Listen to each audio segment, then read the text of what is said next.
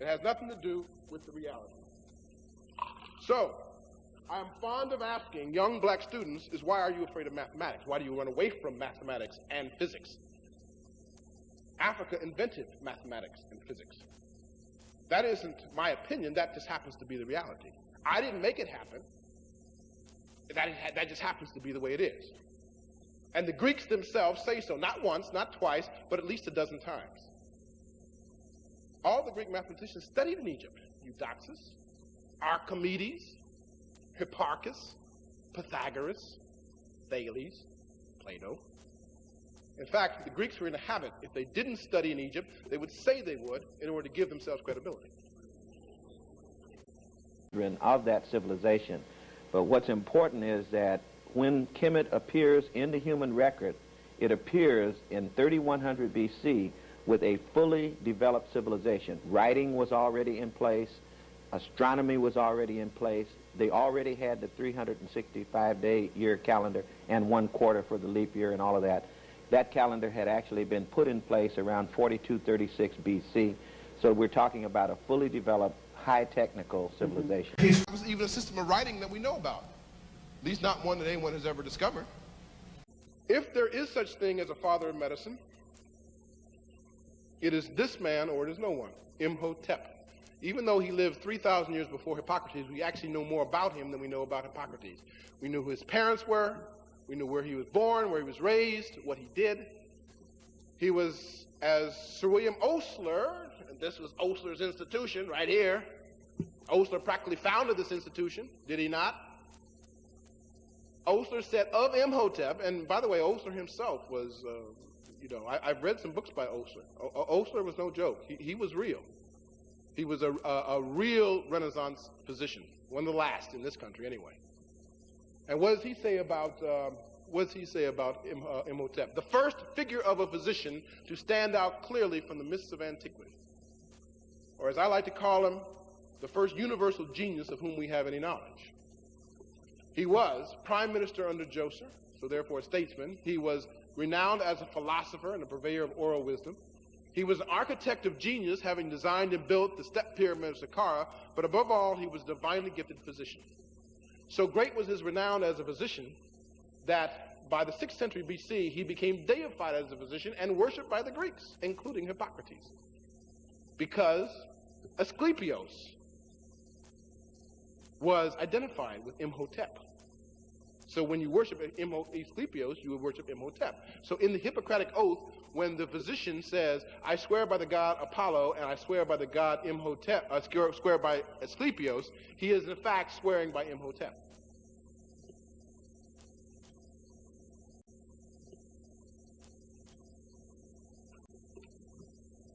This is the interior portion of the cranium, which was described by the ancient Kamites. I might just mention that they described the results of what happens to injuries to the temporal portion of the brain. The physicians in the room know that in the front part of the temporal portion of the brain is Broca's area, controlling articulate speech. Behind Broca is Wernicke's area, controlling processing and understanding of sounds and language. You get a lesion or an injury to the Broca's area, you get expressive aphasia. To Wernicke's area is receptive aphasia. Expressive aphasia means you slur your words. Receptive aphasia means that you can't understand what's being said to you, so you speak in meaningless babble. The ancient Egyptian, and by the way, an injury to both, you can get injury to both, which is total or mixed aphasia. The ancient Egyptians describing this in the Edmund Smith Papyrus. So they have not only described the sort of macro surface of the brain, they had described the cortical functions of certain areas of the brain nearly 4,000 years before Broca's experiments 120 years ago, 130 years ago.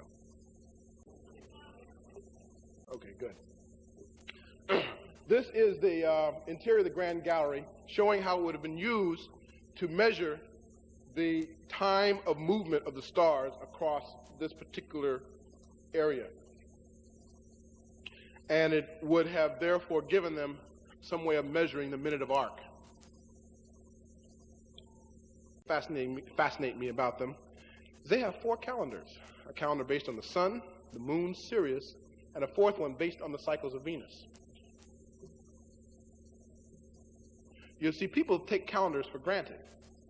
We think calendars are something to tell you the months of the year, the days of the week, the season you're in, and you don't understand that the calendar was probably the first great intellectual achievement of mankind, or humankind. Because in order to invent a precise and accurate calendar, you have to know the precise movements and predict the precise movements of whatever heavenly body is the basis of your calendar, whether it be sun, moon, or stars. So that means a long period of astronomical observation, accurate observation, preserving the record of your observations, and being able to predict your celestial movements.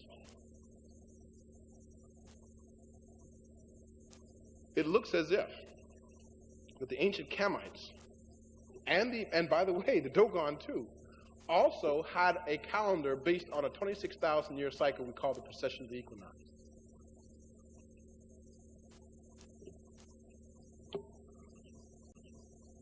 Or hypnotic factors involved. You know, the neurologists in the room and the psychiatrists in the room, people like Pat Newton and others know about endorphins, et cetera, et cetera. These are the biochemical substances within the body, created by the body, that cause anesthesia, that are released by things such as acupuncture. I'm speculating a little bit here, but I mean, I think all of this is a worthy speculation. The point is that this is a landmark, not merely in African surgery, this is a landmark in surgery, in a place at that time which was being called Darkest Africa. Had surgical technique that Europe had not, or America had not even achieved up to that time. You can see why, if I have to use one slide out of the 180 slides I have on African medicine, I would choose this one and this one alone. This is an artist's conception of what the woman looked like afterwards with the 7 sharp spikes. And that knife is the actual knife used in the operation. It is now in the Burroughs Wellcome Museum in London.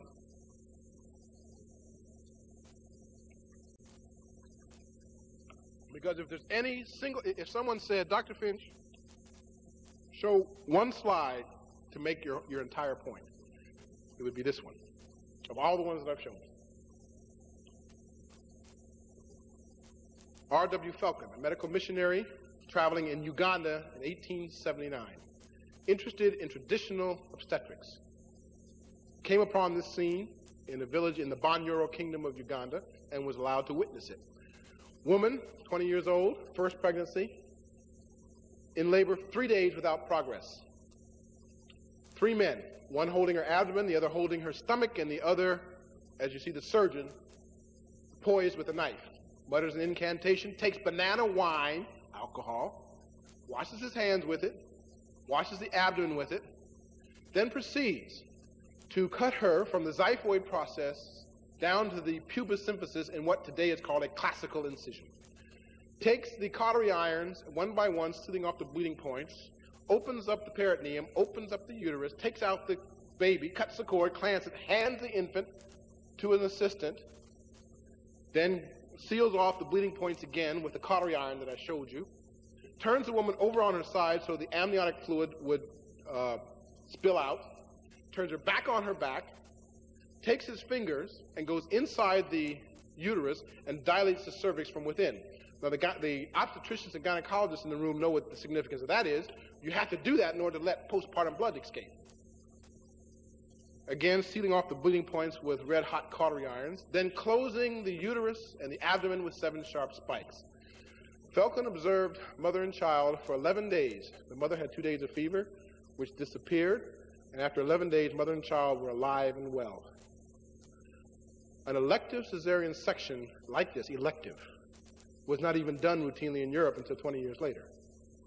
As Falcon himself said, Lister, the so-called founder of modern antiseptic surgery, his team could hardly have performed with greater smoothness. Falcon's informants say this was custom among their peoples, that when a woman could not push a baby out, they would hand her over to the surgeon. This has been going on for generations. This was no fluke. In fact, Falcon says you couldn't get this level of coordination and professionalism and surgical skill without a tried and true operation that had been going on for a long time. The surgeon obviously understood the concepts of anesthesia, antisepsis. He used wine, that is alcohol, to clean the surface and his hands, and hemorrhage control. Now, the anesthesia is the most confusing part, because the only thing that they will say is that that Falcon noticed, I should say, is that she was given a concoction of banana wine. But the only time she made a noise is when the surgeon introduced the knife at the beginning. She made a little noise in her throat, and then for the rest of the operation, she did not utter a sound, even though she was awake. So there was something else in that concoction than just grog.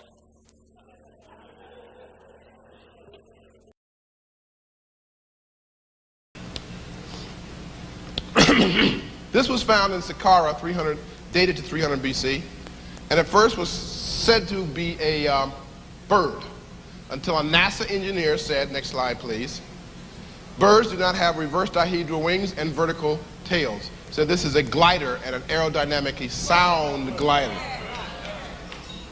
Not an airplane, but it just shows you that in African science they had already started experimenting with aerodynamics. Not attacking the Greeks because they had their own genius too, but the basis, all these things they claimed, you see, Hippocrates, taking sections out of the work of earlier Egyptian writers without giving any credit to them at all. Pythagoras, the Pythagorean theorem was worked out long ago. Pythagoras spent 7 years, some people say 22 in Egypt. And he comes back with all this, even medical theories, and brings it all back to Greece and all the claim. All the great European scholars went to Africa. Thales of Miletus, Democritus, Pythagoras, Eudoxus. There's a whole list of them walking into Africa, picking up things from astronomy, geometry, medicine, etc., and going back home and claiming it to be theirs. Father of this and father of that, when they're the children. We find in the Rind mathematical papyrus, we find formulas for the area of the rectangle, which is problem number 6. This is the Rind mathematical papyrus. There are, I think, 4 mathematical papyri that have been discovered. One is the Moscow mathematical papyrus, showing you the area of a rectangle, or the formula for obtaining the area of a rectangle, A equals L times B. This is problem number 14 of the Moscow papyrus. This is the formula for finding the volume of a truncated pyramid. Now, the volume for a truncated pyramid gives you volume equals height, 1/3 the height, times a squared, ab plus b squared. This is actually more difficult than finding the volume of the total pyramid. So if they could, check on the job says, he who can do more can do less. So if they can find the volume of the truncated pyramid, they also knew the volume of the pyramid, how to find the volume of the pyramid. 1/3 the height times area squared. This is problem number 56, also from the Rind mathematical papyrus. This is a problem that allows them to demonstrate how to find the slope of the pyramid. And in this problem, they actually deal with cotangents, showing that they had also not only begun their studies in geometry, but also in trigonometry as well. Among these ancient people of the Nile, these ancient black peoples of the Nile, we find the first evidence of algebra, because in the Rind mathematical papyruses, number 24 to 27, are algebraic equations of the first degree. They also handled algebraic equations of the second degree. Algebra is basically, if you have to strip it down to its essentials, its ability to solve problems when you have an unknown. Now, we call that unknown usually x or y. The ancient Kamites used to call it a quantity.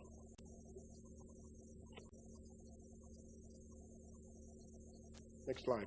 Imhotep, if he had done nothing else in the world but designed and built this temple complex, his fame would be indelible and assured. But beyond that, he was even more renowned as a physician. I'm sorry Dr. Watkins had to leave, because if he didn't already know it, and he already might, it is in ancient Cam, 6,000 years ago, that the first systematic studies of cardiovascular circulation and cardiovascular physiology began. There is something called the Edwin Smith Surgical Papyrus, about 6,000 years old, which I call the founding document of scientific medicine, in which are described the heart as the center of the circulatory system, the major vessels going out of the heart and into the periphery and into the vital organs, the movement of blood out of the heart, the phenomenon of pulsation that occurs as a result of the movement of blood outside the heart, the measuring of the pulse itself, which Hippocrates, by the way, did not do, the understanding a relationship between the heart and the lung, heart and the kidneys, and even the heart and the liver. The physicians in the room know what I mean when I talk about passive congestion of the liver as a result of congestive heart failure. Ancient Egyptians described that. They described angina pectoris. They even described Stokes-Adams attacks. What is a Stokes-Adams attack? Some people can get heart dysrhythmias. Those dysrhythmias cause a slowing down of blood to the brain, and the person can pass out. Simply put, the ancient Egyptians describe that not only in the not in the Edwin Smith Papyrus, but in the Ebers Papyrus. So that cardiovascular physiology and cardiovascular pathology and cardiovascular medicine begins in Africa 6,000 years ago. And I think Johns Hopkins is one of the world's centers of cardiovascular medicine, if I'm not mistaken. Don't even know it. They owe a debt to ancient black people living on the Nile 6,000 years ago.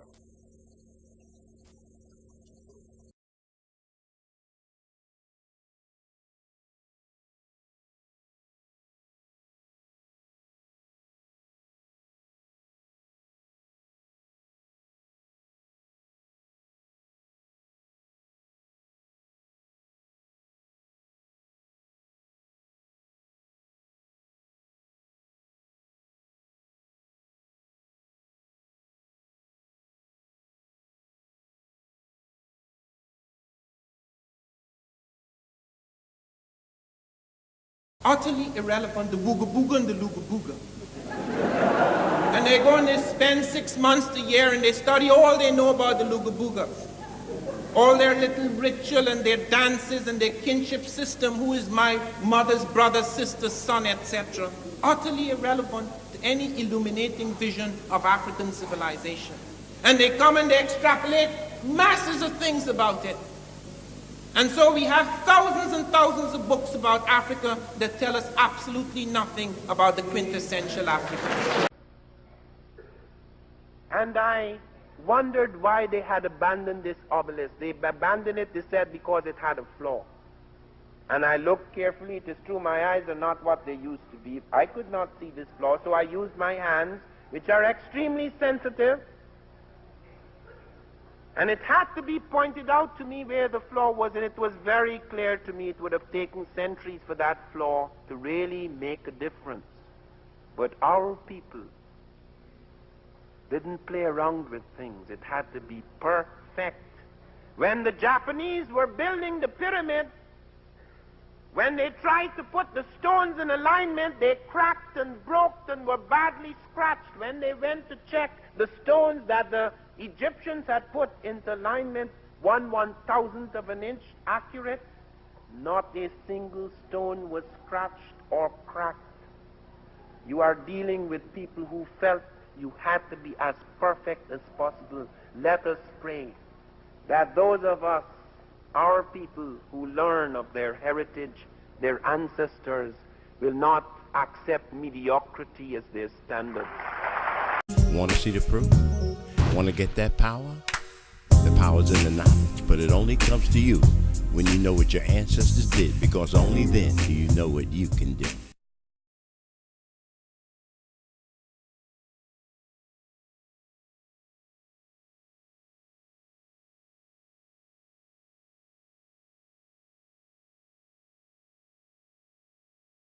The power's in the knowledge,